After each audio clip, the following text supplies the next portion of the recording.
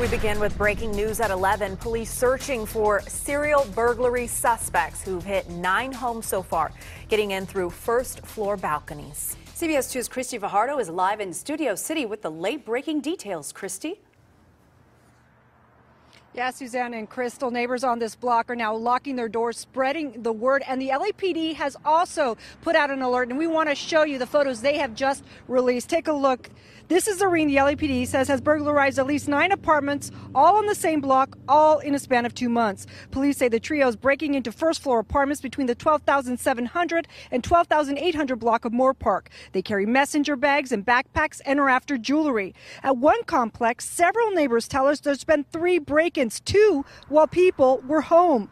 Other complexes have also been burglarized, and neighbors are on alert. Apparently, a girl came home. She lived about 2 apartments down from us, and she tried to get in her apartment and couldn't because there was an intruder on the inside, and he had barricaded himself inside the place. So she came and got our neighbor, got in, and he was gone. He went over the balcony. So actually, when I walked in today, one of the girls behind me, I was trying to find my key, and she was really hesitant to help me open the door. And then when she opened it, she's like, "What apartment are you in?" If you recognize the people in the photos, detectives at North Hollywood Division would like to hear from you. Back to you. Thank you, Christy. Gunfire at a pre-graduation party. An honor student killed. His family is devastated. It happened in Menifee, not far from Lake Elsinore in Riverside County. CBS 2's Jeff Nguyen spoke to the victim's parents and grandmother.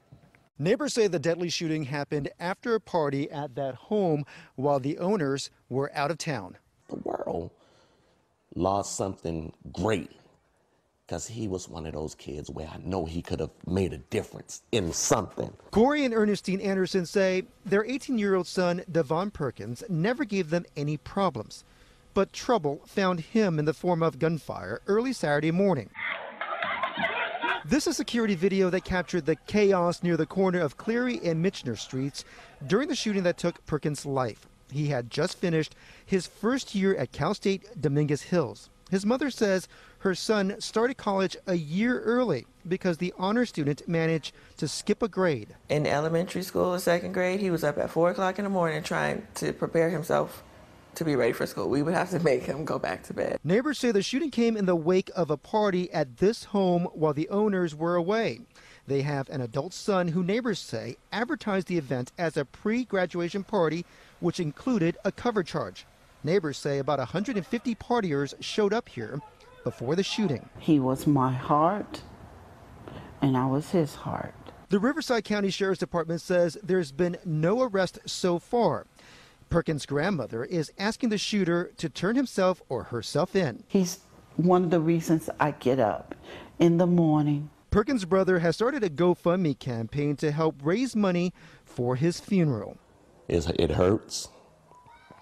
I'm sad. But at the end of the day, I know I was blessed with a great kid. A candlelight vigil is scheduled in Menifee for 7 p.m. Sunday at the View Church. In Menifee, Jeff Nguyen, CBS 2 News.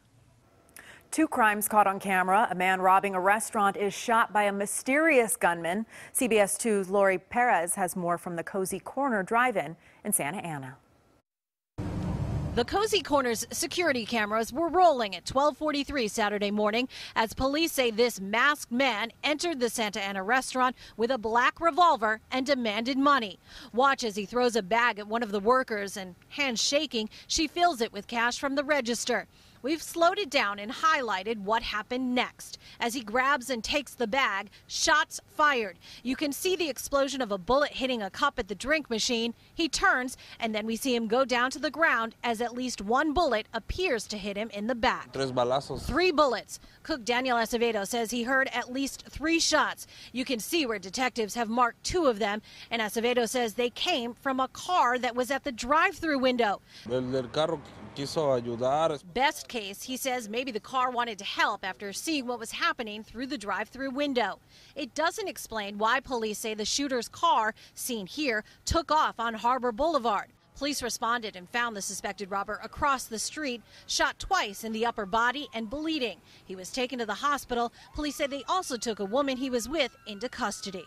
This is another one of the bullet holes that police have marked. They are looking for the shooter. They say that the suspected robber had surgery and is now in stable condition, and they add he might be connected to other robberies in the area. In Santa Ana, I'm Lori Perez, CBS 2 News. Actor Morgan Freeman has issued a more extensive defense after being accused of sexual misconduct.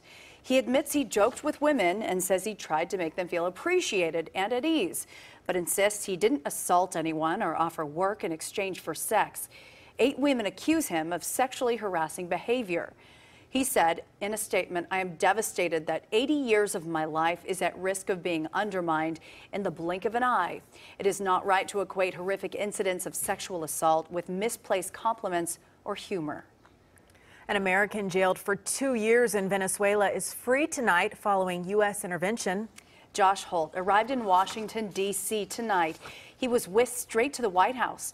The 26-year-old got a medical checkup and then met President Trump.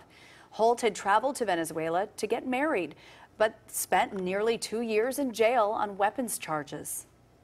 Just so grateful for what you guys have done and for thinking about me and caring about me, just a normal person.